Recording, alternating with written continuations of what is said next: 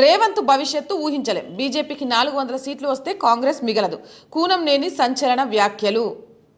CPI కాంగ్రెస్కి ఒక Lok Sabha seat ఇస్తుందని ఆశిస్తున్నామని కామెంట్. ఎందుకంటే గిడ కమ్యూనిస్టులు కాంగ్రెస్ వాళ్ళు కలిసి ఉన్నారు కదా, ఊకో వీళ్ళకే సీట్లు ఎవరికి ఇవ్వాలో అర్థం కాక నానా తిప్పలు పడుతుంటే ఇప్పుడు మీకు సీట్ ఏం నుంచి ఇవ్వాలి, మీకు ఇస్తే సీటు గా ఖమ్మం నుంచే ఇవ్వాలి, గా ఖమ్మమో గా వరంగల్లో ఇవ్వాలి, గా సీట్లకు ఫుల్ డిమాండ్ ఉంది. ఇక మీకు ఏం నుంచి సీట్ ఇస్తారు చెప్పు?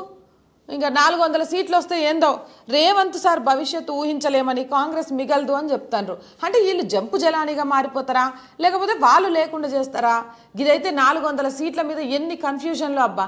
తెలంగాణలో కాంగ్రెస్ ప్రభుత్వం ఏర్పడ్డ సంధి, ఇటు కమ్యూనిస్టులు, అటు బీఆర్ఎస్ వాళ్ళు, అటు బీజేపీ వాళ్ళు, ఇక సొంత పార్టీలో కొంతమంది గుసగుసలు. అసలు 5 సంవత్సరాలు కాంగ్రెస్ పాలిస్తుందా లేదా? ఎందుకు పాలించదు? రేవంత్ రెడ్డి అన్న చాలా గట్టిగా ఉన్నాడు. ఎవడైనా నగరాలు చేస్తే తొక్కి నారదీస్తా, 5 సంవత్సరాలు మేము పాలించుడే, ఈ విషయంలో ఎవరైనా అడ్డొస్తే కేల్కతం దుకాన్ బంద్ అంట.